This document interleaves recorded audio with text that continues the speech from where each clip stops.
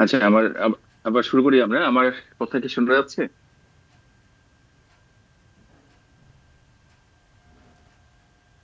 জি sir, শোনা যাচ্ছে।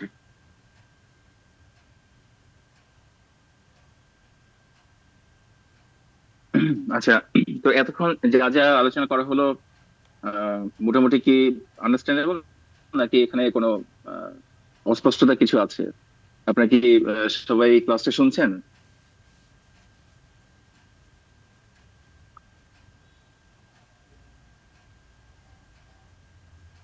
থেকে ওগুলা যে আমরা করাই, তো এগুলো কিন্তু রেকর্ড হচ্ছে। হ্যাঁ, তো আপনারা যারা সঠিক অ্যান্সার দিচ্ছেন বা যারা রেসপন্স করছেন বা ক্লাসগুলো যারা অ্যাটেন্ড করছেন, এগুলো কিন্তু আইসিটি রেকর্ড হচ্ছে। এবং পরীক্ষা আহ, সরাসরি হয়তো পাশের ক্ষেত্রে না, কিন্তু প্রপার ওয়েতে পরীক্ষাতে অ্যাটেন্ড করার জন্য বা সামনে আগানোর জন্য এগুলো কিন্তু একটা বেঞ্চমার্ক কিছুটা হলেও কিন্তু ম্যাটার করে। তো সেই জন্য যেহেতু সিএল এই লেভেলটা অনলাইনে হচ্ছে, এটা আপনারা সবাই ইউটিলাইজ করবেন। এবং আপনারা, আমরা চেষ্টা করি যারা ক্লাস নিয়ে থাকি সবাই আমাদের সিনোপসিস গুলোকে রিসোর্সফুল করার চেষ্টা করি। প্লাস যতটুকু সম্ভব ডিটেলসে বোঝানোর উচিত বা দরকার সেটা আমরা করার চেষ্টা করি। এবং আপনাদেরকে পরীক্ষার জন্য যতভাবে প্রিপেয়ার করা দরকার আমরা সেটা করার চেষ্টা করে থাকি। তো আপনারা সবাই একটু অ্যাটেন্টিভ থাকবেন, একটু রেসপন্সিভ থাকবেন।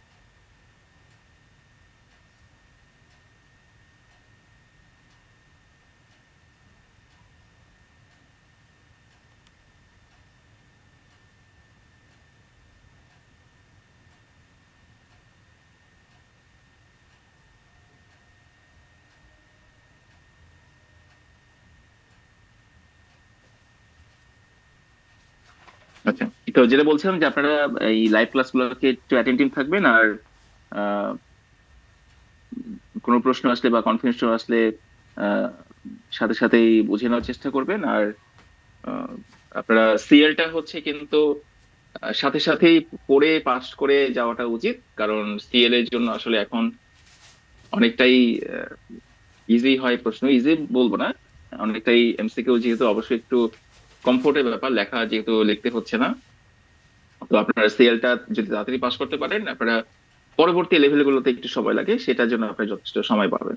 তো চেষ্টা করবেন সিএলটা যত দ্রুত শেষ করে ফেলতে। যদি আপনারা অবশ্যই এখন সিএ তে যেহেতু আসছেন, পাশ করার জন্য আসছেন, ফুল কোয়ালিফাইড হওয়ার জন্য আসছেন, তো আপনারা অবশ্যই চেষ্টা করবেন সিএলটা যত তাড়াতাড়ি সম্ভব শেষ করতে।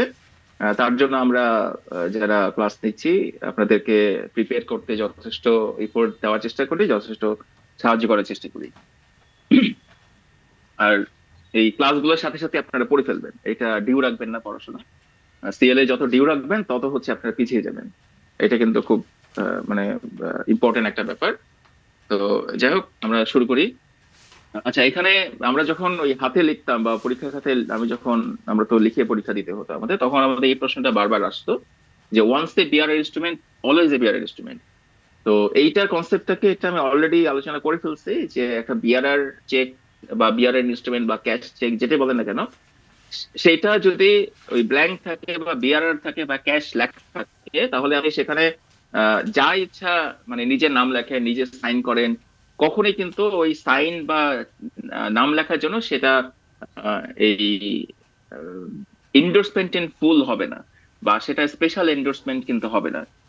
সেই জন্য বলা হয়েছে যে যেটা বিআরআর ইনস্ট্রুমেন্ট, যেটা শুরু থেকে বিআরআর বা ক্যাশ ইনস্ট্রুমেন্ট বা ক্যাশ লেখা আছে বা বিআরআর লেখা আছে, সেটাতে আপনি যত খুশি সাইন করেন, যত খুশি নিজের নাম লেখেন, সেইখানে কিন্তু তারপরও কিন্তু সেটা বিআরআর ইনস্ট্রুমেন্টই থেকে যাবে।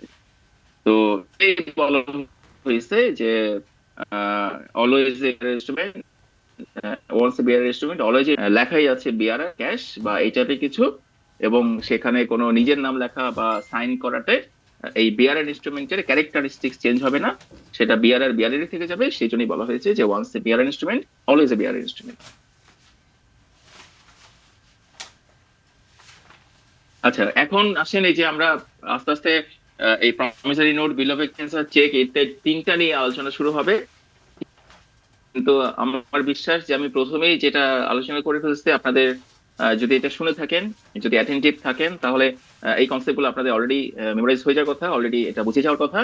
যেমন প্রমিসারি নোট, আমরা বলেছি অলরেডি যে এটা একটা প্রমিস, প্রমিস টু পে। তো প্রমিস টু পে কেন? কারণ আমি একজনের কাছ থেকে লোন নিয়েছি, একটা ধার নিয়েছি, সেটা রিপে করব আমি তাকে, সেই রিপে যে করব সেইটার একটা প্রতিশ্রুতি দিচ্ছি। সেখানে কি কি থাকবে, সেই প্রমিসারি নোটের মধ্যে কি কি থাকে?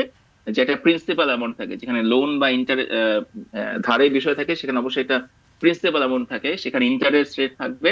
যদি ইন্টারেস্ট অ্যাপ্লিকেবল হয়, ইন্টারেস্ট অ্যাপ্লিকেবল নাও হতে পারে, না থাকলে থাকবে না, যদি থাকে তাহলে অবশ্যই ইন্টারেস্ট রেটটা থাকবে। রিপেমেন্ট শিডিউল থাকবে, কিভাবে আমি সেটা পেমেন্ট করব, loan date, lender borrower details, default হলে কি হবে, সিগনেচার, এই সমস্ত কিছু হচ্ছে প্রমিসারি নোটস এর মধ্যে থাকে। তো আহ, এই এটা প্রমিসারি নোট হচ্ছে একটা ডেট ইনস্ট্রুমেন্ট, আপনারা মনে রাখবেন এটা শুধুমাত্র ডেট বা লোন আদান প্রদানের জন্যই কিন্তু এটা ব্যবহার করা হয়। আর প্রথমেই যেটা বলেছিলাম যে প্রমিসারি নোটের পার্টি থাকে হচ্ছে দুইটা।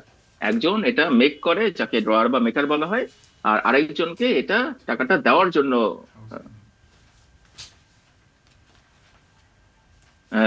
হচ্ছে করা হয়, তো তাকে বলা হচ্ছে পেই।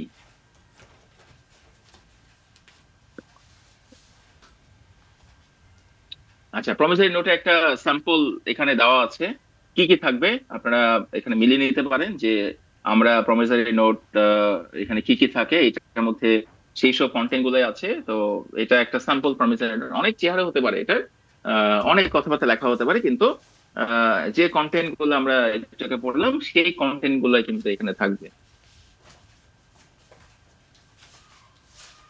আরো একটা টেমপ্লেট, মানে এখানে কিছু কথা বেশি থাকতে পারে, কিছু কম থাকতে পারে, কিন্তু মেইন জিনিসটা দেখতে হবে যে এটা উদ্দেশ্যটা কি, কয়টা পার্টি, এটার মধ্যে কি কি যে কি কি ব্যাপারগুলো আছে, সেগুলো ধরেই আমরা বুঝবো যে এটা প্রমিসারি নোট কি নোট না। এটা অলরেডি আমরা পড়েছি যে প্রমিসারি নোটে কারা কারা পার্টি থাকে, একজন মেকার থাকে বা ড্রয়ার থাকে, একজন হচ্ছে পেই থাকে। আচ্ছা, প্রমিসারি নোটের স্পেশাল ক্যারেক্টারিস্টিক্স বা এসেনশিয়াল রিকুইজিট যদি আমরা বলতে থাকি যে একটা একটা প্রমিসারি নোটকে প্রমিসারি নোট হতে গেলে কি কি থাকতে হবে, তো এখানে অবশ্যই এটা রাইটিং হতে হবে, যে কোনো নেগোশিয়েবল ইনস্ট্রুমেন্টে হচ্ছে রাইটিং হবে। সেখানে হচ্ছে একটা আন্ডারটেকিং থাকবে বা প্রমিস থাকবে যে আমি এটা পে করব, পে করতে হবে। কন্ডিশনাল অবশ্যই থাকবে যে আমি লোন নিয়েছি, লোন ফেরত দেবো, সোজা কথা। এখানে কোনো অন্য কোনো কন্ডিশন থাকবে না। আইন থাকতে হবে মেকারের, মেকার এবং পেই, সাম পেয়েবল, সবকিছু হচ্ছে সার্টিন থাকবে। আহ, আর অবশ্যই এখানে promise to pay money, money only, এটা শুধুমাত্র টাকার জন্যই আসলে ব্যবহার করা হয়। তো এই সব ব্যাপারগুলো হচ্ছে থাকবে প্রমিসারি নোটের মধ্যে। তো আচ্ছা, এখানে আমাদের এই স্লাইডটা শেষ, আমাদের ক্লাস শেষ হয় নাই। আমি এখন আরেকটা স্লাইড শুরু করব, যেহেতু একটা স্লাইডে অনেক কিছু দিলে বড় হয়ে যায়। তো আমরা এই স্লাইডের মধ্যে ইনিশিয়াল অনেক কিছু জেনে ফেললাম। মোটামুটি এরপরে আমরা যা যা পড়বো, আরো লিগাল বিষয়গুলো আসবে, সেগুলোর একটা বেসিস কিন্তু এই স্লাইডের মধ্যে আমি আলোচনা করে ফেলেছি।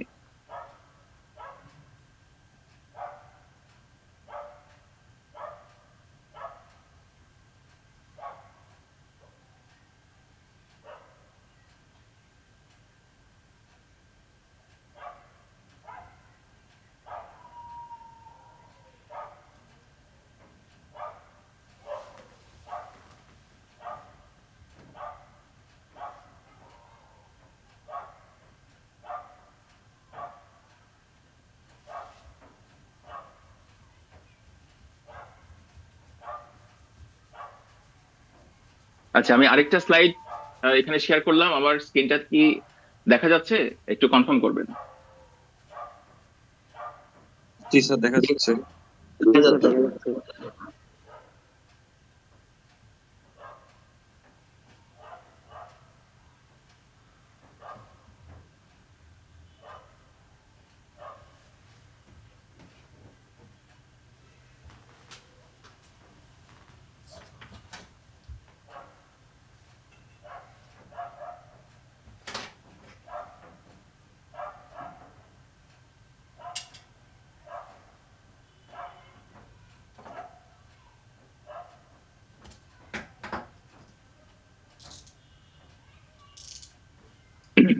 আচ্ছা, তো প্রমিসারি নোট নিয়ে আমরা দেখলাম। আবার বিল অফ এক্সচেঞ্জ অলরেডি আমরা আলোচনা করে ফেলছি যে এটা প্রমিসারি নোট হচ্ছে একটা প্রমিস টু পে, এটা প্রতিশ্রুতি দেওয়া, একটা প্রমিস করা কোনো কিছু রিপে করার জন্য।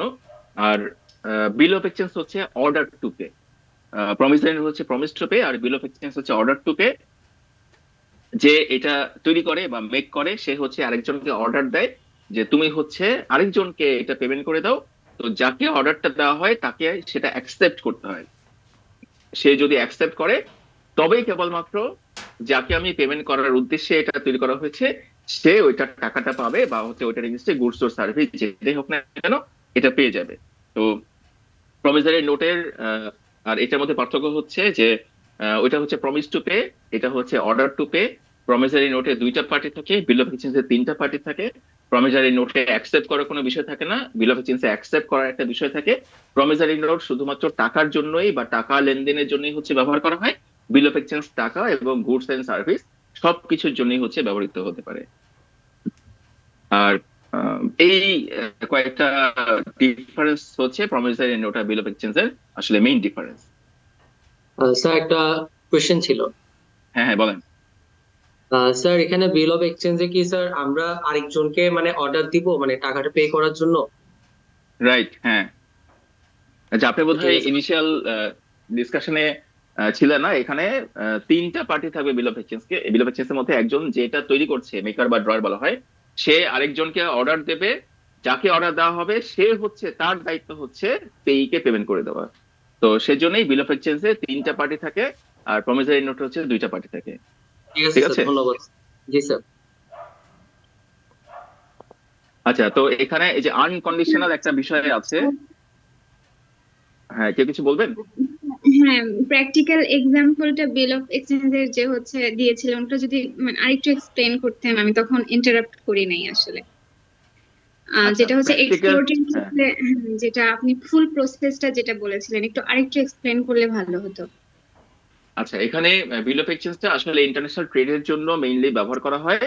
তো বিল অফ এক্সচেঞ্জ এখানে যে ব্যাপারটা হয়, যেমন এক্সপোর্ট ইম্পোর্ট, এটা তো দুইটা দুইটা দেশের মধ্যে হয়ে থাকে আসলে এক্সপোর্ট ইম্পোর্টের যে বিষয়টা। তো এখানে যেটা হয় যে এক্সপোর্টে যখন প্রোডাক্টটা পাঠাবে অন্য দেশের ইম্পোর্টারের কাছে, তো পাঠানোর পর তো তার একটা পেমেন্টের বিষয় থাকে। তো তো পেমেন্ট করবে কে? পেমেন্ট করবে হচ্ছে ইম্পোর্টার পেমেন্ট করবে। এখন ইম্পোর্টার যে পেমেন্ট করবে তাকে তো আগে দেখতে হবে যে সে যে প্রোডাক্টটা চেয়েছিল সেটা পেয়েছে কিনা, আহ, সে যে কন্ডিশন বা যে ইস্যুগুলো ছিল সেখানে সেগুলো সে পেয়েছিল কিনা, এগুলো হচ্ছে তাকে দেখতে হবে। তো এখন এইটার ক্ষেত্রে আসলে বিল অফ এক্সচেঞ্জ একটা ইনস্ট্রুমেন্ট হিসেবে কাজ করে ইন্টারন্যাশনাল ট্রেডের ক্ষেত্রে। তো এখানে বিল অফ এক্সচেঞ্জ ইস্যু করে হচ্ছে এক্সপোর্টার। এক্সপোর্টারই হচ্ছে তাকে, এক্সপোর্টারই কে এখানে ড্রয়ার বা মেকার বলা হয়। তো এক্সপোর্টার কার প্রতি করে? ইম্পোর্টারের প্রতি করে। ইম্পোর্টারকে হচ্ছে এখানে পেই বলা হবে। তো এখানে এক্সপোর্টার এবং ইম্পোর্টার দুইটা মেইন পার্টি থাকে, আর আরেকটা পার্টি থাকে যাকে হচ্ছে যার মাধ্যমে পেমেন্টটা হবে। তো এখানে আহ, দুইটা ব্যাংক ইনভলভ থাকে, আহ, একটা হচ্ছে এক্সপোর্টারের ব্যাংক, একটা হচ্ছে ইম্পোর্টারের ব্যাংক। তো এখানে আহ, এখানে যে ব্যাপারটা হয় যে সে এক্সপোর্টার যখন এই বিল অফ এক্সচেঞ্জটা তৈরি করে তখন সে এটা আমাদের সমস্ত কিছু লিখে থাকে যে কি এক্সপোর্ট করা হচ্ছে, সেটার প্রাইস কি, সেটার টার্মস এন্ড কন্ডিশন কি, সেটার আহ, সবকিছু পেমেন্ট টার্মস সেখানে লিখে থাকে। তারপরে কি করে? তারপর হচ্ছে সেটা আহ, সেই গুডসটা হচ্ছে সে শিপমেন্ট করে।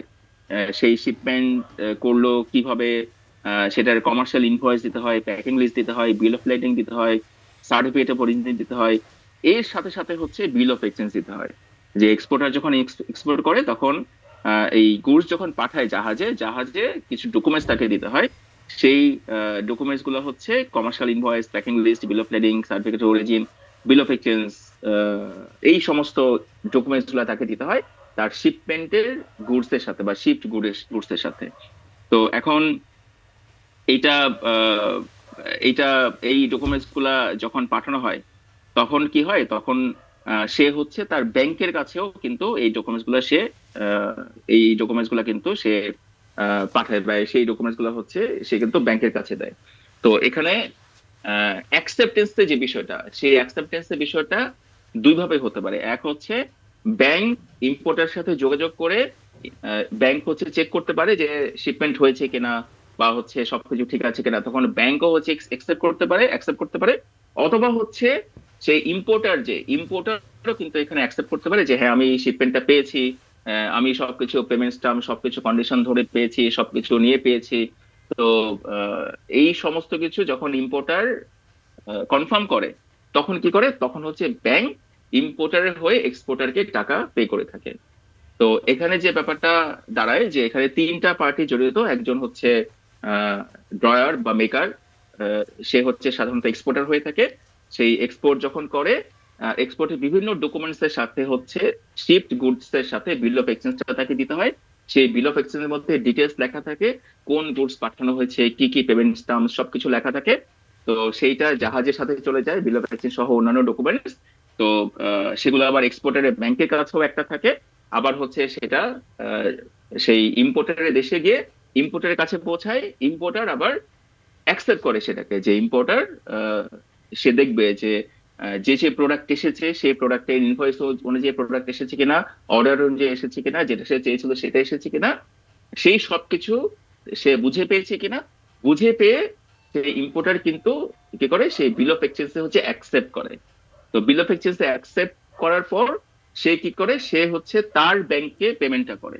এখানে ইম্পোর্টারের দেশের যে ব্যাংক, সেই ইম্পোর্টারের দেশের ব্যাংকে ইম্পোর্টার হচ্ছে পেমেন্ট করবে, এবং ইম্পোর্টারের ব্যাংক হচ্ছে তখন এক্সপোর্টারের ব্যাংকের কাছে সেটা পাঠিয়ে দেয়। এক্সপোর্টারের দেশের ব্যাংক এক্সপোর্টারের ব্যাংক অ্যাকাউন্টে সেটা হচ্ছে ক্রেডিট করে দেয় বা এক্সপোর্টারের কাছে পাঠিয়ে দেয়।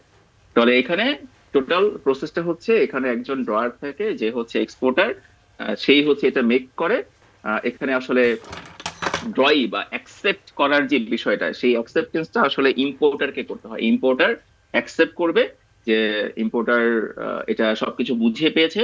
বুঝে পেয়ে সে ইম্পোর্টারের ব্যাংকের কাছে ইম্পোর্টার হচ্ছে টাকাটা দেবে। যে সে তো আর সরাসরি পাঠাতে পারবে না এক্সপোর্টের কাছে, ব্যাংকের মাধ্যমে পাঠাতে হবে। আর ব্যাংকের মাধ্যমে পাঠাতে গেলে কি হয়? ইম্পোর্টার তার নিজের দেশের ব্যাংকের কাছে আগে টাকাটা দেয়, তারপর ইম্পোর্টারের ব্যাংক এক্সপোর্টারের ব্যাংকের কাছে পাঠায়, এবং এক্সপোর্টারের দেশের ব্যাংক এক্সপোর্টারের যে ব্যাংক অ্যাকাউন্ট সেটাতে ক্রেডিট করে দেয়।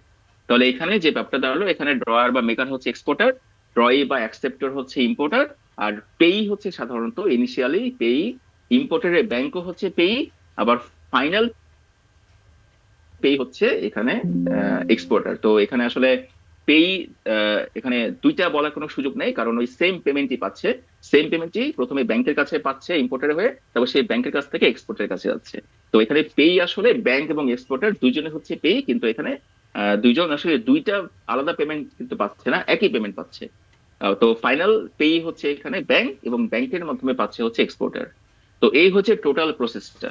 তো এইটা আপনারা যখন এক্সপোর্ট ওরিয়েন্টেড কোম্পানিতে অডিট করবেন বা এক্সপোর্টের এলসি নিয়ে কাজ করবে, তখন হচ্ছে এই কনসেপ্টটা কাজে লাগবে, এবং তখন এই বিল অফ এক্সচেঞ্জের এই যে কনসেপ্টটা বা এই যে টোটাল প্রসেসটা, এইটা আপনারা তখন হাতে কলমে বুঝতে পারবেন। তো এইটাই হচ্ছে মেইনলি বিল অফ এক্সচেঞ্জের আসলে মেইন কনসেপ্ট। আপনি কি জি স্যার, সেটা বুঝতে? জি জি জি, থ্যাংক ইউ, স্যার ক্লিয়ার। আচ্ছা, তো ইম্পোর্টারের যে ব্যাংক ওটা কি হ্যাঁ, হোল্ডার হবে তখন? না না, এখানে এখানে আসলে এখানে হোল্ডার হোল্ডার আসলে কিন্তু আলাদাভাবে কোনো পার্টি না। হ্যাঁ, এখানে যে ড্রয়ার, ড্রয়ি, পেই, এই এই তিনটা হচ্ছে রিকগনাইজড পার্টি। হোল্ডার হচ্ছে যখন সেই ডকুমেন্টসটা যার কাছে, সেই হচ্ছে হোল্ডার। তো এখন ধরেন ডকুমেন্টসটা যখন ব্যাংকের কাছে, তখন সে হোল্ডার। ডকুমেন্টসটা সেই ইম্পোর্টারের কাছে দেখতে দিল, তুমি সেটা দেখে অ্যাকসেপ্ট করো, তখন সে এটার হোল্ডার। হোল্ডার কিন্তু কোনো রিকগনাইজড পার্টি না, ঠিক আছে? এই হোল্ডার হচ্ছে, এই হোল্ডার এখানে কোনো রিকগনাইজ পার্টি না। হোল্ডার হচ্ছে যে হোল্ড করতেছে তাকে হোল্ডার বলা হয়। এই হোল্ডার যখন টাকাটা পাওয়ার মানে পাওয়ার হচ্ছে তার অ্যাবিলিটি আসে বা পাওয়ার উপযোগিতা তখন তৈরি হয়, তখন হয়ে যাচ্ছে পেই। তো হোল্ডার এখানে কোনো আলাদাভাবে রিকগনাইজড পার্টি না এই ইনস্ট্রুমেন্টের মধ্যে। যে ওই ইনস্ট্রুমেন্টটা হোল্ড করছে বা যার পসেশনে আছে, সেই হচ্ছে তখনকার হোল্ডার। সেই হোল্ডার কিছুক্ষণ পর চেঞ্জও হয়ে যেতে পারে, বা হচ্ছে হোল্ডার নিজেও হচ্ছে পেই হয়ে যেতে পারে। তো হ্যাঁ, এখানে যেহেতু আপনি ব্যাংকের মানে ব্যাংকের কাছে পসেশনটা আছে, এবং সেই ব্যাংকই হচ্ছে টাকাটা পাচ্ছে, তো আপাত দৃষ্টিতে ওই ইম্পোর্টারের ব্যাংকে কিন্তু আপনি হোল্ডার বলতে পারেন, ঠিক আছে? কিন্তু এখানে আসলে হোল্ডার এই বিল অফ এক্সচেঞ্জ বা প্রমিসারি নোট বা চেকের মধ্যে এই রিকগনাইজড আসলে কোনো এই পার্টি না। হোল্ডার হচ্ছে যে অথেন্টিক ভাবে ইনস্ট্রুমেন্টটা অধিকার করছে বা ওন করছে, তাকেই হচ্ছে ওই সময়টাতে ডকুমেন্টস এর হোল্ডার বলা হয়। তো আপনার কনসেপ্ট অনুযায়ী বা আলোচনা অনুযায়ী ওই ব্যাংক মানে ইম্পোর্টারের ব্যাংকেও আসলে হোল্ডার বলা যেতে পারে। কিন্তু যেহেতু আসলে আসলে সে টাকাটা পাবে, যে টাকাটা পাবে কার কাছ থেকে? ইম্পোর্টারের কাছ থেকে পাবে। ইম্পোর্টের কাছ থেকে পেয়ে তারপরে হচ্ছে আসলে এক্সপোর্টারকে দিবে। তো এখানে হোল্ডারের থেকে তার পেয়ের যে ক্যারেক্টারিস্টিক্স, সেইটা কিন্তু তার জন্য বেশি ইম্পর্টেন্ট, ঠিক আছে? জি স্যার, বুঝতে পারছি। স্যার এখানে আমার একটা কোশ্চেন ছিল স্যার। হ্যাঁ, বলেন। স্যার এখানে আপনার এই ব্যাংক তো, আমি যদি এক্সপোর্টার হই, আমারও ব্যাংকে আমার হয়ে কাজ করবে, আবার যিনি ইম্পোর্ট করবে ওনারও ব্যাংক ওনার হয়ে কাজ করবে। তাহলে এখানে ব্যাংক কি, ব্যাংকটারে কি আমরা কি দুইটা ব্যাংক কাউন্ট করব, নাকি শুধু ব্যাংক একজন মানে একটা একবারে কাউন্ট হবে? না না, এখানে হচ্ছে আপনি হ্যাঁ, ভালো না। প্রশ্ন করছেন। এখানে দুইটা ব্যাংক আছে, দুইটা ব্যাংকের এক্সিস্টেন্স আছে, কিন্তু এখানে আপনাকে ব্যাংক ওই একটা ব্যাংকই কাউন্ট করতে হবে, কারণ এখানে এক্সপোর্টারের ব্যাংক এক্সপোর্টারের ব্যাংক হচ্ছে টাকাটা কালেক্ট করবে শুধুমাত্র। ইম্পোর্টারের ব্যাংক কালেক্ট করবে, সে জাস্ট ওই দেশে তো আসলে আপনি হাতে হাতে দিতে পারবেন না, বা কোনো একটা মাধ্যমে দিতে হবে। সেই জন্যই আসলে দুইটা ব্যাংকের এখানে অস্তিত্ব আছে, কিন্তু দুইটা ব্যাংকের আলাদা কিন্তু পরিচয় নাই। এখানে ইম্পোর্টারের ব্যাংক আলাদা পরিচয় বলতে ওই এক্সপোর্টারের ব্যাংকের আসলে কোনো তেমন কোনো পরিচয় নাই। এখানে ইম্পোর্টারের ব্যাংকটাই হচ্ছে ইম্পর্টেন্ট। সে তখন এক্সপোর্টারের কাছে কিভাবে পৌঁছাবে, সেটা টেলিগ্রাম করে পৌঁছাবে, নাকি হচ্ছে মানি অর্ডার করে পৌঁছাবে, নাকি পে অর্ডার করে পৌঁছাবে, নাকি এক্সপোর্টের ব্যাংকের মাধ্যমে পৌঁছাবে, সেটা হচ্ছে তার ব্যাপার। সে যদি মনে করে যে না, আমি ব্যাংকের কাছে পৌঁছাবো না, আমি হচ্ছে সরকারের অনুমতি নিয়ে এটা হার্ড ক্যাশ পাঠিয়ে দেবো এক্সপোর্টারের কাছে, যদিও সেটা সম্ভব না ফিজিক্যালি, কিন্তু সে সেটা করতে পারে। যে এক্সপোর্টের ক্ষেত্রে এক্সপোর্টার তো হচ্ছে সমস্ত ডকুমেন্টস জাহাজের সাথে দিয়ে দিল বা শিপমেন্টের সাথে দিয়ে দিল, তো সেটা ইম্পোর্টারের ব্যাংক থাকবেই, ইম্পোর্টারের ব্যাংক সেটা অ্যাকসেপ্ট করবে। কিন্তু এক্সপোর্টারের ব্যাংক যদি হচ্ছে সে মনে করে যে ইম্পোর্টারের ব্যাংক টাকাটা পেলো, পেয়ে এক্সপোর্টারকে দেবে, কিভাবে দেবে? সাধারণত ব্যাংকের কাছে ব্যাংকের সাথে ট্রানজেকশন করে এসে দিয়ে দেয়। তো যদি এমন সিস্টেম সে করতে পারে যে সরকারের অনুমতি লাগবে, আউটওয়ার্ড রেমিটেন্স যাকে বলে আর কি, সে আউটওয়ার্ড রেমিটেন্স এর অনুমতি নিয়ে সে হার্ড ক্যাশ পাঠিয়ে দিল বা অন্যভাবে পাঠিয়ে দিল, সেটাও কিন্তু সম্ভব, যদি সরকার অনুমতি দেয়, যদি সেন্ট্রাল ব্যাংক অনুমতি দেয়।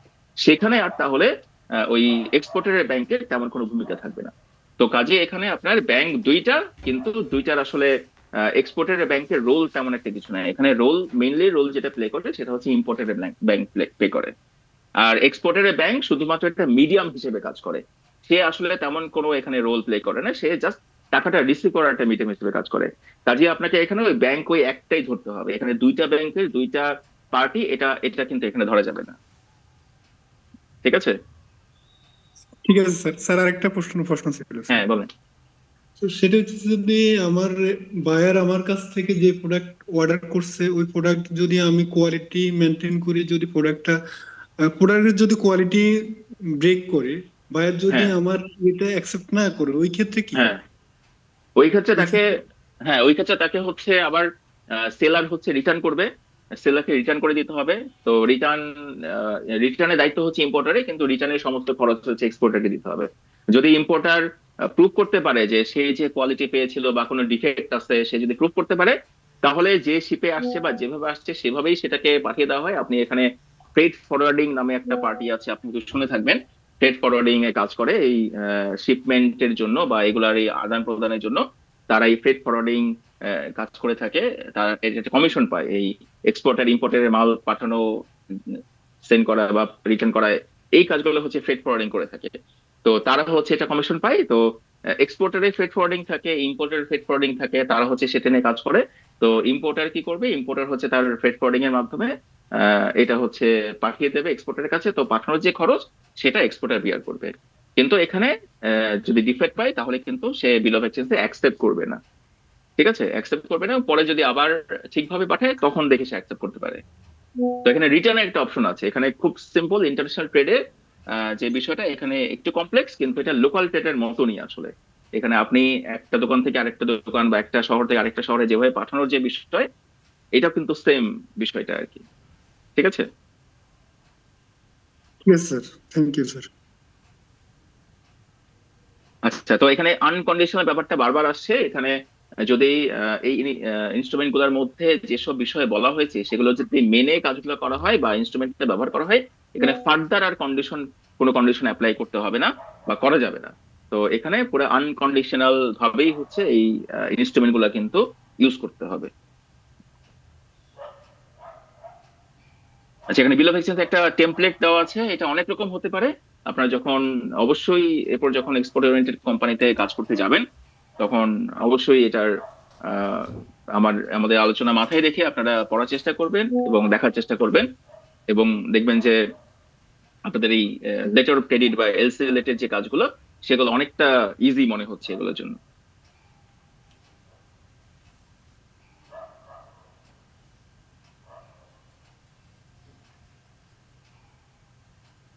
আচ্ছা, প্রমিসারি নোট বিল অফ এক্সচেঞ্জ এর কি কি পার্থক্য আমি অলরেডি বলে দিয়েছি। আমি বারবার বলছি যে যদি কনসেপ্ট আপনি বুঝতে পারেন তাহলে আপনাদের কোনো কিছুই মুখস্থ করতে হবে না।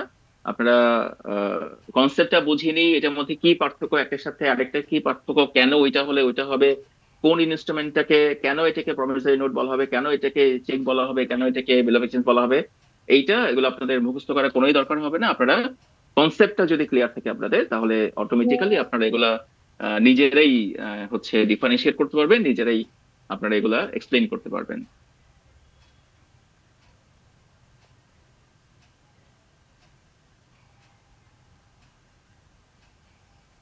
বিল অফ এক্সচেঞ্জ পার্টি অলরেডি আমরা আলোচনা করে ফেলছি। তো এই যে বললাম যে আপনার ম্যানুয়ালে বা বইতে হচ্ছে পড়ে পড়ে আছে এই ব্যাপারগুলো, কিন্তু আমার আমার যে আন্ডারস্ট্যান্ডিং সেটাতে প্রথমেই হচ্ছে এগুলার ডিস্টিংশনটা বা এটার বেসিক জিনিসগুলা বলে নেওয়া উচিত বা বুঝিয়ে নেওয়া উচিত। সেই জন্য আমি প্রথমেই কিন্তু এগুলো নিয়ে আলোচনা করে ফেলেছি।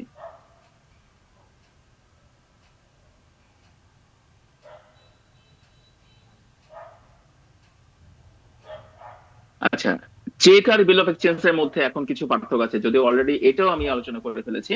তো এখানে আমি একটা টেবিলের মাধ্যমে দেখানোর চেষ্টা করেছি যে চেক, সিম্পল চেক হচ্ছে এটা একজন অ্যাকাউন্ট হোল্ডার আরেকজন অ্যাকাউন্ট হোল্ডারের কাছে এটা উপর ড্র করে, এবং স্পেসিফাইড পার্সন অ্যামাউন্ট থেকে পার্সন থাকে, কাকে পেমেন্ট করছে, কে এটা চেকটা বানাচ্ছে, কাকে দেওয়া হচ্ছে, সবই থাকে। তো এখানে চেকটা আসলে এখানে ব্যাংক অ্যাকাউন্ট হোল্ডাররাই কিন্তু চেক ইউজ করে থাকে।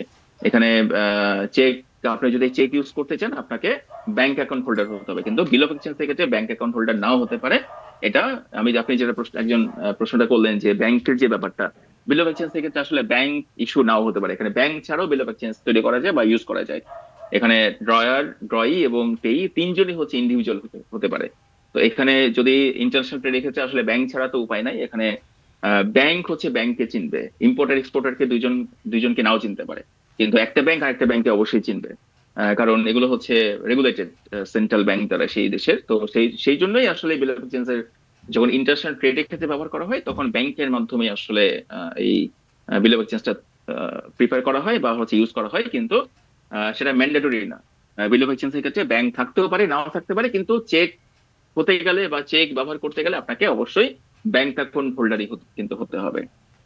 চেক অলওয়েজ ব্যাংকের উপর ড্র করা হয়, বিল অফ এক্সচেঞ্জ ব্যাংকের উপর ড্র করা হতেও পারে, পার্সোনাল উপর হতে পারে। চেক হচ্ছে অলওয়েজ পেয়েবল অন ডিমান্ড, মানে আমি যখনই চেকটা মানে প্রেজেন্ট করব, যদি এটা পোস্ট ডেটেড চেক না হয়, মানে যখন এটা ডিউ হয়েছে আমাকে, সেই ডিউ হওয়ার পরে যদি আমি মানে যে ডেটটা মেনশন করা আছে সেই ডেট বা তারপরে যে কোনো ডেট 6 মাসের মধ্যে আমি ব্যাংকের কাছে পে করলে আমাকে ব্যাংক হচ্ছে অন ডিমান্ড আমাকে টাকা দিতে বাধ্য। আর বিল অফ এক্সচেঞ্জ হচ্ছে এখানে ডিমান্ডেও হতে পারে, আবার আপনারা এলসি যখন দেখবেন তখন দেখবেন যে সাইট এলসি আছে, ডিফার্ড এলসি আছে। তো ওই বিল অফ এক্সচেঞ্জ এর আসলে বিল অফ এক্সচেঞ্জ আর লেটার অফ ক্রেডিট একই জিনিস, সেই লেটার অফ ক্রেডিটের একটা পার্ট হচ্ছে বিল অফ এক্সচেঞ্জ। তো সেই এলসি কন্ডিশনের মধ্যে যদি বলা থাকে যে সাইট এলসি, তার মানে বিল অফ এক্সচেঞ্জটা প্রেজেন্ট করার সাথে সাথেই পেমেন্ট করতে হবে। ডিফার্ড এলসি, সেখানে বলা থাকে যে 3 মাস পরে প্রেজেন্ট মানে পেমেন্ট হবে প্রেজেন্ট করার। তো বিল অফ এক্সচেঞ্জ হচ্ছে ডিমান্ডেও হতে পারে, আবার একটা নির্দিষ্ট টাইমেও হতে পারে। এরপরে আসলে চেক হচ্ছে ইন্ডিভিজুয়াল বিজনেসের ক্ষেত্রে বেশি ব্যবহার করা হয়। মানে চেক ইন্ডিভিজুয়াল কারণে ব্যবহার করা হয়, বিল অফ এক্সচেঞ্জ আসলে সাধারণত বিজনেস ট্রানজাকশনের কাজে ব্যবহার করা হয়। চেক হচ্ছে কেউ কারোর কাছ থেকে টাকা পায়, ক্যাশ চেক দিয়ে দিলাম, তো এখন পে চেক দিয়ে দিলাম, ইন্ডিভিজুয়াল লেনদেনের ক্ষেত্রে ব্যবহার করা হয়, কিন্তু বিল অফ এক্সচেঞ্জ সাধারণত বিজনেসের ক্ষেত্রে ব্যবহার করা হয়। চেক হচ্ছে সিম্পল স্ট্রেট ফরওয়ার্ড, আমরা সবাই জানি, এটা ব্যবহার করি। বিল অফ এক্সচেঞ্জ একটু কমপ্লেক্স, এটার মধ্যে যে কমপ্লেক্সিটি আছে, এটার অ্যাকসেপ্টেন্স বলেন বা প্রিপারেশন বলেন বা টোটাল প্রসিডিওরটা একটু কমপ্লেক্স। চেক সাধারণত স্মল পার্সোনাল পেমেন্টের জন্য ব্যবহার করা হয়, বিল অফ এক্সচেঞ্জ সাধারণত লার্জ ট্রানজেকশনের জন্য এবং কমার্শিয়াল পেমেন্টের জন্য আসলে এটা বেশি ব্যবহৃত হয়। চেকের সাথে অবশ্যই ক্যাশ জড়িত, চেক দিয়ে কখনো আপনারা গুডস পাবেন না, কিন্তু বিল অফ এক্সচেঞ্জ কিন্তু এখানে কিন্তু গুডস তো হতে পারে, যে একটা গুডস অর সার্ভিস বা ইন কাইন্ড ট্রানজেকশনের জন্য কিন্তু বিল অফ এক্সচেঞ্জ ব্যবহৃত হতে পারে।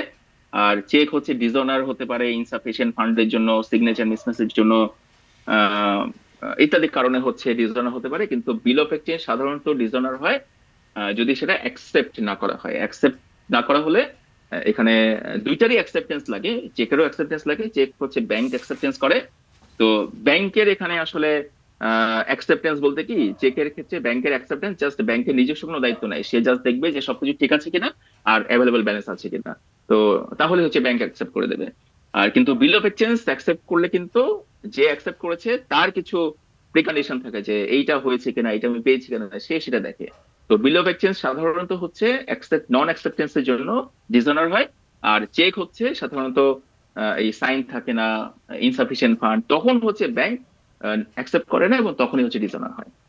তো এই হচ্ছে মোটামুটি চেক আর বিল অফ এক্সচেঞ্জের পার্থক্য, যেটা আমি বললাম যে পয়েন্ট টু পয়েন্ট মনে না রাখলেও বা মুখস্থ না করলেও আপনারা কনসেপ্টটা যদি বুঝতে পারেন তাহলে আপনাদের আসলে মনে রাখার বা মুখস্থ করার তেমন কোনো কিছু এখানে থাকবে না।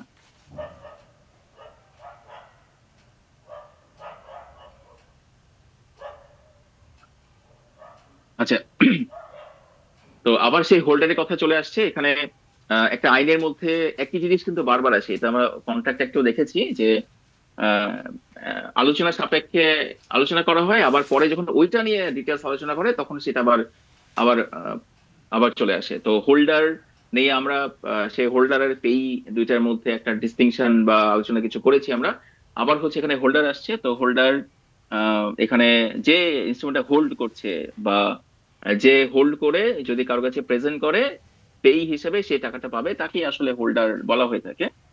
তো এখানে এখানে এই হোল্ডার আমরা অলরেডি এটা কনসেপ্টটা জেনেছি। এখানে মেইন ইস্যুটা মানে এখানে যাওয়া যে হোল্ডার বলা হচ্ছে তার মেইন ইস্যুটা হচ্ছে ওই হোল্ডার ইন ডিউ কোর্স, এটাকে হচ্ছে আরো এক্সপ্লেন করা। তো আহ, এখানে আবার হোল্ডারকে দুই ভাগে ভাগ করা হয়, একটা হচ্ছে নর্মাল হোল্ডার বা রেগুলার হোল্ডার, যে সিম্পলি এটাকে হোল্ড করছে, মানে কেউ দেখে বলবে যে এটা তার কাছে আছে তার মানে সে এটা হোল্ডার, কিন্তু সে সেটা হোল্ডার ইন ডিউ কোর্স কিনা এটার জন্য দেখতে হবে যে আসলেই সেই ইনস্ট্রুমেন্টটা তার কাছে থাকা উচিত ছিল নাকি এটা অন্য জনের কাছ থেকে সে অন্যভাবে পেয়েছে। তো হোল্ডার এবং হোল্ডার ইন ডিউ কোর্স এই দুইটার মধ্যে ডিস্টিংশন করাটা নেগোশিয়েবল ইনস্ট্রুমেন্টের একটা প্রধান একটা পার্ট।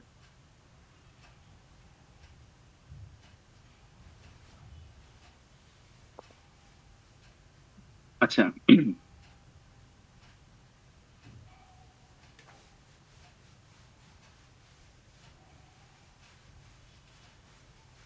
আচ্ছা এখন হোল্ডার ইন ডিউ কোর্স কিভাবে হবে, মানে কাকে আমরা হোল্ডার ইন ডিউ কোর্স বলবো, বা যে হোল্ডার ইন ডিউ কোর্স হবে যে পার্টিটা তার কি কি ক্যারেক্টারিস্টিক্স থাকবে। তো অবশ্যই তার হাতে একটা নেগোশিয়েবল ইনস্ট্রুমেন্ট থাকতে হবে, চেক, প্রমিসরি নোট, বিল, গুড ফেইথ, মানে সে বিশ্বাস করেই হচ্ছে পেয়েছে, যে একটা ক্যাশ চেক তাকে দিয়েছে, সে ক্যাশ চেক আমি পেয়েছি কারো কাছ থেকে, আমি সরল মনে বা সরল বিশ্বাসে কিন্তু তার কাছ থেকে পেয়েছি, আমি ধরে নিয়েছি যে সেই ক্যাশ চেকটা সে চুরি করে আমাকে দেয় নাই, বা সে জালিয়াতি করে আমাকে দেয় নাই, সে নর্মাল ভাবে আমাকে দিয়েছে, এই বিশ্বাসটা আমার কাছে আছে।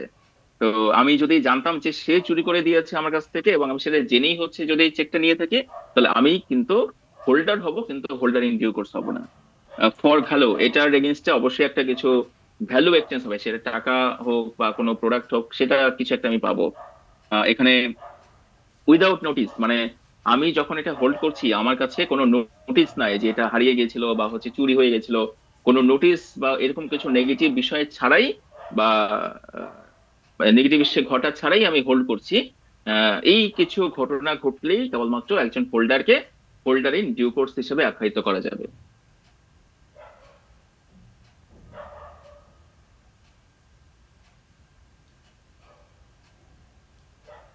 If someone steals a cheque and then sells it to a third party, আচ্ছা এখানে চেকের বানান আসলে ম্যানুয়ালও এরকম ছিল বা আছে, চেক হচ্ছে এই সিএইচই সিকে বিভিন্ন জায়গায় আছে, সিএইচই কিউইবি দুইটাই আসলে চলে, আপনারা যখন লেখার সময় তখন কিউইবি দিয়ে লিখবেন।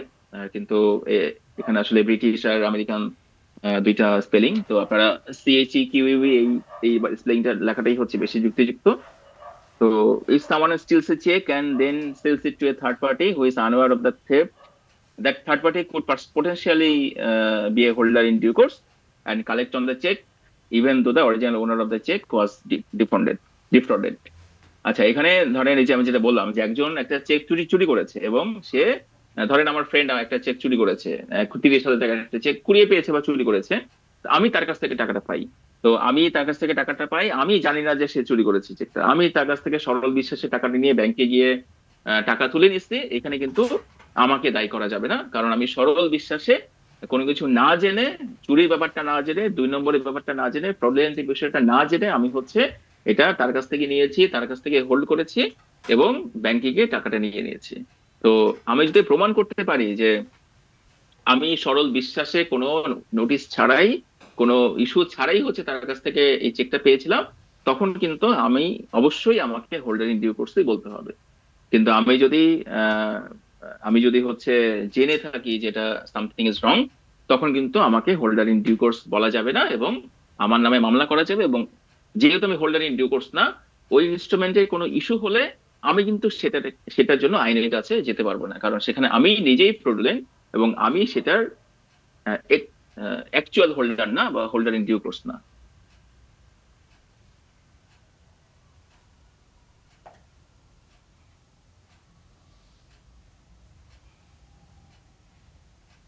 আচ্ছা payment in due course, holder in due কোর্সের সাথে পেমেন্ট ইন ডিউ কোর্স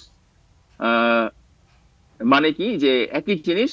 এখানে আহ, এখানে ধরেন যে হোল্ড যে হোল্ডার ইন ডিউ কোর্স, যে ধরেন চেকটা পেয়ে সে ব্যাংকের কাছে গেল, তো ব্যাংক হচ্ছে তাকে পেমেন্ট করলো, তো এই যে পেমেন্টটা, এই পেমেন্টটাও কিন্তু পেমেন্ট নর্মাল পেমেন্ট হতে পারে বা পেমেন্ট ইন ডিউ কোর্স হতে পারে।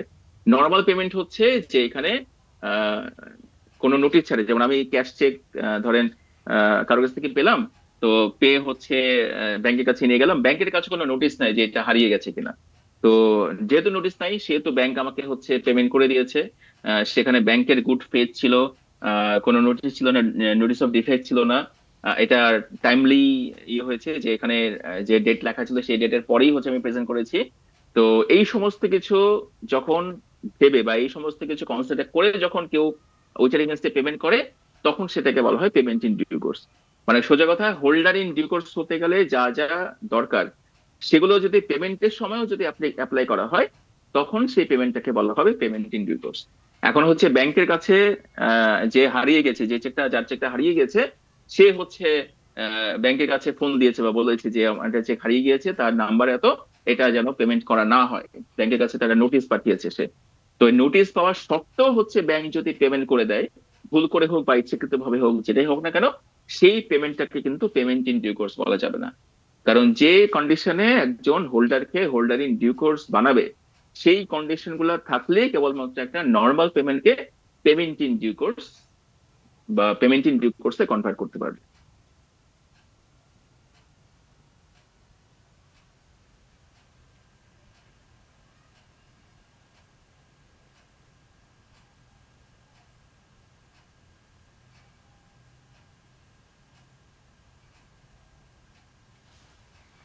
আচ্ছা, holder claiming through holder in due course মানে হচ্ছে এখানে আহ, যখন একজন, এই যে আমি একজনের কাছ থেকে চেক পেলাম, এখন আমি নিজেকে হোল্ডার ইন ডিউ কোর্স হিসেবে ক্লেম করছি। কেন ক্লেম করছি? মানে ধরেন সেখানে কিছু ইস্যু হয়েছে। তো কেন ক্লেম করছি? ক্লেম করছি কারণ আমার আগের যে পার্টি, তাদের যে কিছু ইস্যু ছিল, সেই ইস্যু সম্পর্কে আমি আসলে অ্যাওয়ার ছিলাম না, আমি জানতাম না যে সেটা চুরি করা হয়েছে, সেটা ডিফেক্ট আছে। আমি সেগুলো না জেনে, আমাকে কেউ বলে নাই, আমি সেটা জানিও না, আমি সরল বিশ্বাসে পেয়েছি। তো যেহেতু সরল বিশ্বাসে পেয়েছি, তখন যদি এগুলো নিয়ে কোনো ইস্যু হয়, তখন আমাকে আমাকে আমি আহ, আমি হচ্ছে এই প্রুফ করে আইনের কাছে, কোর্টের কাছে বলে আমি নিজেকে হচ্ছে এই হোল্ডার ইন ডিউ কোর্স হিসেবে কিন্তু ডিক্লেয়ার করতে পারবো, হোল্ডার ইন ডিউ কোর্স হিসেবে কিন্তু ক্লেম করতে পারবো। যেমন এখানে একটা মজার এক্সাম্পল আছে, দেখেন এক্সাম্পলটা আপনারা স্ক্রিনে দেখেন। এখানে কয়েকটা পার্টি আছে। প্রথম হচ্ছে আকাশ, আকাশ ও তানিয়া, বিডিটি 5,000।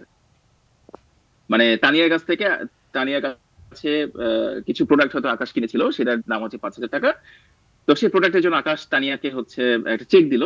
তো এখানে চেক দিল, ভালো কথা। তো তানিয়া হচ্ছে পেই, অরিজিনাল হোল্ডার, সে এই মুহূর্তে ওটা হোল্ডার। তানিয়া হচ্ছে চেকটা ডিপোজিট করলো। তো ডিপোজিট করলো, খুব ভালো কথা। তো এখানে সে চেকটা নিল, চেকটা পেলো, চেকটা হচ্ছে ধরেন ক্যাশ চেক আর কি। তো গুড ফেথ ছিল সবই। মানে সে ভাবলো যে আমি তো প্রোডাক্ট বলছি, তার এগেনস্টে হচ্ছে চেকটা দিয়েছে, চেকটা কোনো ডিফেক্ট আমার কাছে ধরা পড়েনি, তানিয়া ভাবছে আর কি, কোনো ডিফল্টের নোটিশ নাই। তো সবকিছু ঠিকঠাক ভাবে ছিল। তানিয়া চেকটা হচ্ছে ব্যাংকের কাছে দিল, বা হচ্ছে সে চেকটা নিল, ব্যাংকের কাছে দেবে বা কি করবে সেটা পরে ব্যাপার, সে ওই মুহূর্তে সেটা হোল্ড করছে। আচ্ছা, এখন তানিয়া হচ্ছে ধরেন সুমন আরেকটা পার্টি, সুমনের কাছ থেকে আবার তানিয়া ধরেন আগে কিছু লোন নিয়েছিল বা টাকা নিয়েছিল। তখন তানিয়া ভাবলো যে টাকাটা আমি ব্যাংকের কাছ থেকে না তুলে আমি হচ্ছে সরাসরি চেকটা সুমনকে দিয়ে দিই, সে হচ্ছে এটা টাকাটা তুলে নিক, যেহেতু সুমন আমার কাছে টাকা পায়। তো ভালো কথা, সুমনকে তানিয়া চেকটা দিয়ে দিল। আহ, এখানে সুমনও হচ্ছে সরল বিশ্বাসে তানিয়ার কাছ থেকে গুড ফেথ ফর ভ্যালু এবং কোনো নোটিশ ছাড়াই হচ্ছে চেকটা নিয়ে নিল। এবারে ক্লেম বাই সাবসিকুয়েন্ট পার্টি, এরপরে দেখা গেল যে আকাশ ওই যে প্রথমে যে প্রোডাক্ট নিয়েছিল তানিয়ার কাছ থেকে, সে এর মধ্যে ইন দ্য মিন টাইম প্রোডাক্টগুলো চেক করতে গিয়ে দেখলো যে এখানে প্রোডাক্টে ঝামেলা আছে। তানিয়া তাকে যে প্রোডাক্টগুলো দিয়েছিল সেগুলো হয়তো 2 নম্বরেই, সেগুলো ফ্রডুলেন্ট মানে ডিফেক্ট ছিল, কোনো সমস্যা ছিল, বা যে প্রোডাক্ট সে চেয়েছিল সেটা তানিয়া দেয় নাই। তো এখন কি করলো, এখন আকাশ ব্যাংকের কাছে ফোন দিল যে ওই চেকটা যদি প্রেজেন্ট করা হয়, তাহলে সে যেন সেটা, ব্যাংক যেন সেটা অনার না করে বা সেটা পেমেন্ট যেন স্টপ রাখে। তো আকাশ হচ্ছে ব্যাংকের কাছে ফোন দিয়ে সেই চেকের ব্যাপারে কমপ্লেন করে দিল বা একটা নোটিশ পাঠিয়ে দিল। আচ্ছা, এখন আকাশ যে এই যে নোটিশ পাঠালো, তো আকাশে তো যথেষ্ট লজিক আছে তানিয়ার এই পেমেন্টটা স্টপ করানোর ব্যাপারে। তো এখন আহ, এখন এখন পরে কি হবে? পরে এখানে কিন্তু আরেকটা পার্টি আছে, আকাশ গেল, তানিয়া গেল, মাঝখানে সুমন, সুমন বেচারা কি হবে?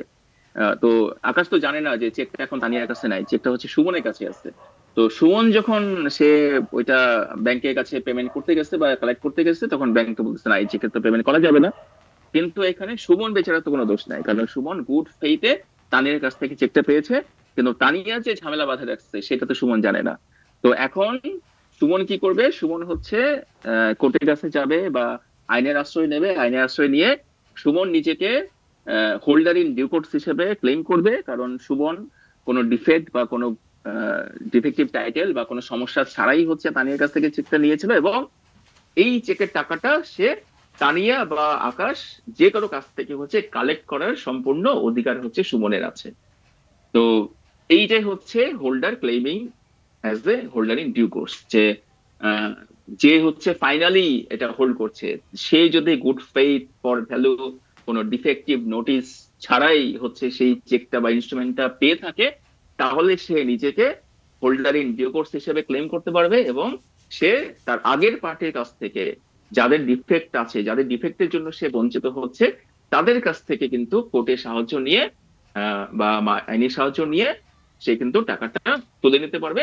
বা যখন কোর্ট হচ্ছে জাজমেন্ট করবে, তখন অ্যাকচুয়াল যে হোল্ডার ইন ডিউ কোর্স তার অধিকারটাই কিন্তু প্রাধান্য পাবে। তো এই ব্যাপারটা একটু মানে ইন্টারেস্টিং, কিন্তু একটু কমপ্লেক্স।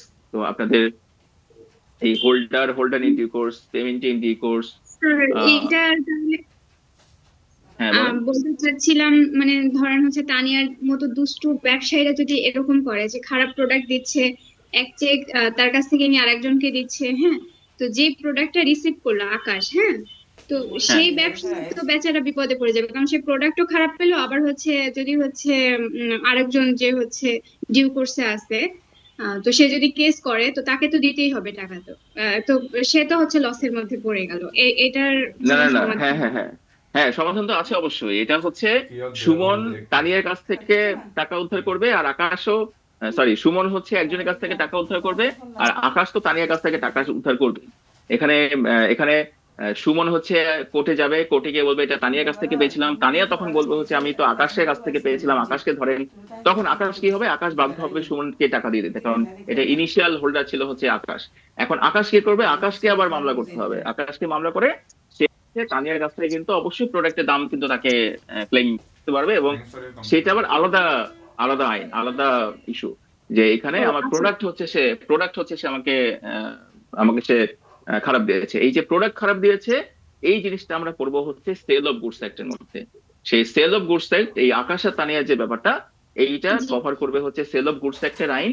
আর আকাশ আর সুমনের যে ব্যাপারটা, এইটা কভার করবে হচ্ছে নেগোশিয়েবল ইনস্ট্রুমেন্টের একটা আইন। ঠিক আছে? জি জি স্যার, থ্যাংক ইউ।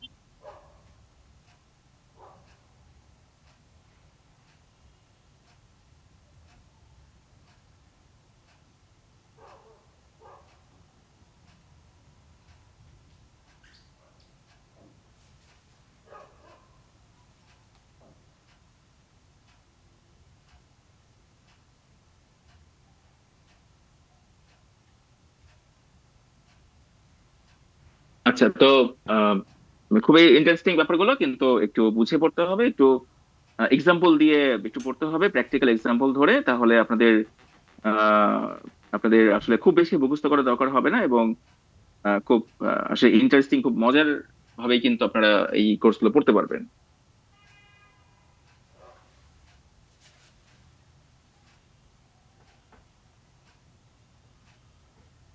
আচ্ছা, এই হোল্ডার ইন ডিউ কোর্সের প্রিভিলেজ গুলো কি কি আমরা অলরেডি বুঝে গেছি, যে হোল্ডার ইন ডিউ কোর্স তার আসলে যেহেতু কোনো সমস্যা নাই, তার কোনো দোষ নাই, সে সরল বিশ্বাসে এটা পেয়েছিল, এবং সে হচ্ছে আহ, এই সবকিছু তার অথেন্টিক।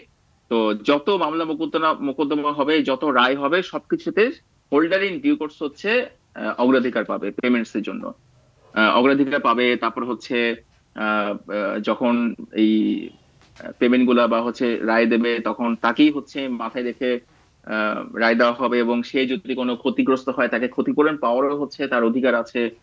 তো এখানে হোল্ডার ইন ডিউ কোর্সের মানে পার্সোনাল ডিফেন্স আছে, টাইটেল ডিফেক্ট থেকে যদি হয়, তার এখানে ফ্রিডম আছে, সে ইচ্ছা মতো তার আগের পার্টিদের নামে মামলা করতে পারবে, সে এটা রিকভার করতে পারবে, পেমেন্ট এনফোর্স করতে পারবে, প্রায়োরিটি পাবে, মানে কনফ্লিক্টিং ক্লেইমস, মানে বিভিন্ন ক্লেইম যখন হবে তখন তাকে প্রায়োরিটি দেওয়া হবে। তো সোজা কথা, যে একটা ইনস্ট্রুমেন্ট যখন কেউ লিগালি হোল্ড করে, তখন যখন কোনো ইস্যু হয় তখন তার ব্যাপারটা অবশ্যই প্রায়োরিটি পাবে। খুবই কমন সেন্সের একটা ব্যাপার, খুবই একটা নর্মাল একটা ব্যাপার। সেটাই হচ্ছে এখানে বলা হয়েছে যে হোল্ডার ইন ডিউ কোর্সের প্রিভিলেজ গুলো আসলে কি কি। আচ্ছা, তো নেগোশিয়েবল ইনস্ট্রুমেন্ট কারা কারা করতে পারবে? তো এখানে মাইনররা সাধারণত বা আন্ডার এজ যারা, তারা আসলে নেগোশিয়েবল ইনস্ট্রুমেন্ট তৈরি করতে পারে না, এই অধিকারটা তাদের নাই।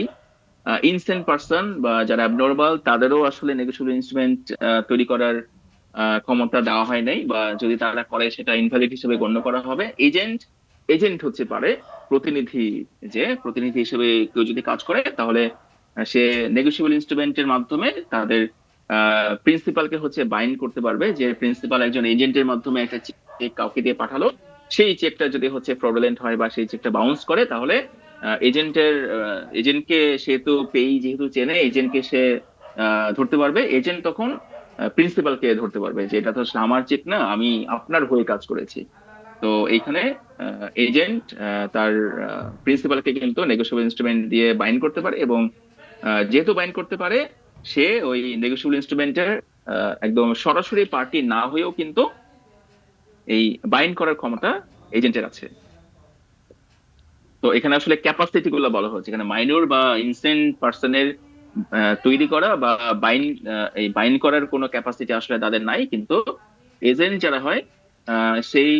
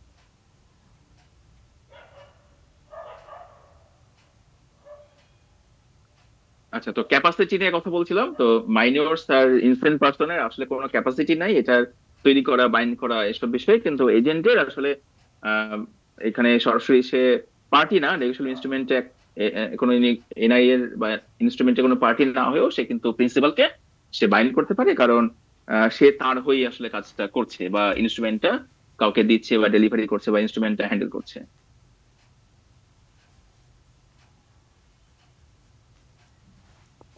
পার্টনার্স, একটা ফার্মের পার্টনার হচ্ছে এক পার্টনার, কিন্তু আরেক এই এক পার্টনার কিন্তু পুরা পার্টনারশিপ ফার্মটাকে কিন্তু বাইন্ড করতে পারে, কারণ পার্টনারদের মাধ্যমে যেহেতু একটা পার্টনারশিপ ফার্ম চলে, একজন পার্টনার যদি একটা ইনস্ট্রুমেন্ট হ্যান্ডেল করে, সেখানে যদি কোনো সমস্যা হয় সেটা কিন্তু পুরা পার্টনারশিপ ফার্মের উপরে চলে আসে।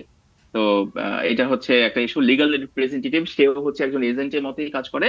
তো আহ, সেই সে হচ্ছে ধরেন একজন ব্যক্তি মারা গেছে, তো মারা গেছে, যদি মারা যায় তাহলে তার যে লিগাল রিপ্রেজেন্টেটিভ থাকে, সে কিন্তু তার উপর কিন্তু ওই লাইবিলিটি এসে পড়ে, যে সে যেহেতু তার লিগাল রিপ্রেজেন্টেটিভ কাজ করছে, তার লয়ার হিসেবে কাজ করছে, তো যে ব্যক্তি মারা গেছে তার সমস্ত দেখভাল বা তার সমস্ত লাইবিলিটি এখন ওই লয়ারের উপর এসে পড়ে, কারণ সে লয়ার কিন্তু তার লিগাল বিষয়গুলো নিয়ে হ্যান্ডেল করতো সবার সাথে। ব্যাংক্রাফট, যে ব্যাংক্রাফট হয়ে গেছে, সে কোনো নেগোশিয়েবল ইনস্ট্রুমেন্টের কোনো পার্টি হতে পারে না, সে সেটা তৈরি করতে পারে না, কিন্তু নেগোশিয়েবল ইনস্ট্রুমেন্টের পার্টি হওয়ার পরে যদি কেউ ব্যাংক্রাফট হয়, তাহলে অন্য পার্টি যারা বা যে সে হচ্ছে ওই ব্যাংক্রাফট ব্যক্তির যে সম্পত্তি, সেইটা থেকে কিন্তু তার যে দায় দেনা বা যে তার পাওনা, সেটা কিন্তু নেওয়ার বা হচ্ছে পরিশোধ করে নেওয়ার কিন্তু সমস্ত ক্ষমতা বা ও থেকে কিন্তু তাদের আছে। আর হোল্ডার ইন ডিউ কোর্স, যেটা বারবার বলা হচ্ছে যে যে হোল্ডার ইন ডিউ কোর্স যে গুড ফেথ ফর ভ্যালুতে পাবে, তার সমস্ত ক্যাপাসিটি আছে, তার পেই হওয়ার ক্যাপাসিটি আছে, টাকা পাওয়ার ক্যাপাসিটি আছে, গুডস পাওয়ার ক্যাপাসিটি আছে, কোনো ইস্যু হলে তার মামলা করার ক্যাপাসিটি আছে, আইনের আশ্রয় নেওয়ার ক্যাপাসিটি আছে, হোল্ডার ইন ডিউ কোর্সের সমস্ত ফুল ক্যাপাসিটি কিন্তু এটার মধ্যে আছে।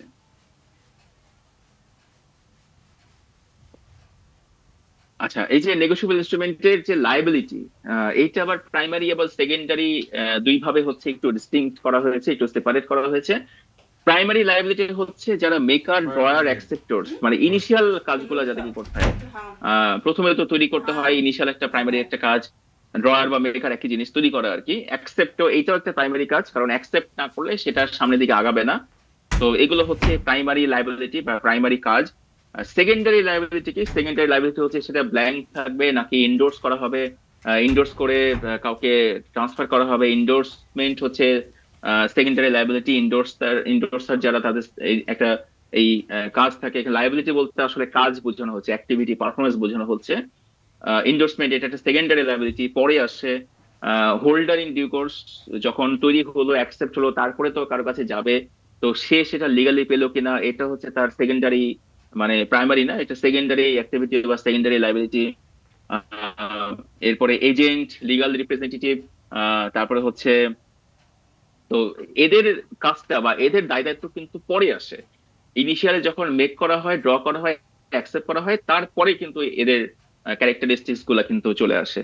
তো যেহেতু পরবর্তী সময় এদের ক্যারেক্টারিস্টিক্স গুলো আছে, সেহেতু এদের যে লায়াবিলিটি বা এদের যে দায় দায়িত্ব বা রেসপন্সিবিলিটি, এগুলোকে সেকেন্ডারি রেসপন্সিবিলিটি বা সেকেন্ডারি লায়াবিলিটি বলা হয়।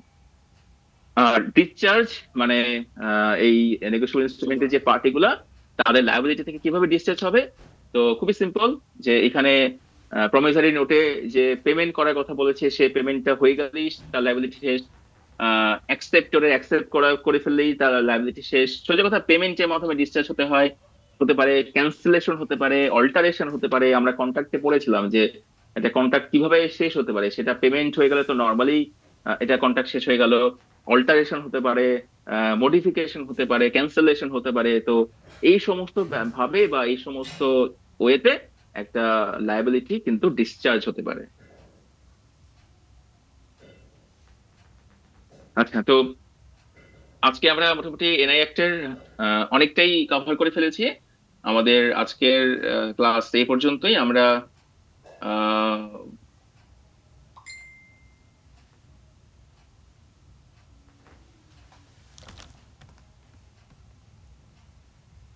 তো আজকের এই ক্লাস এখানেই শেষ।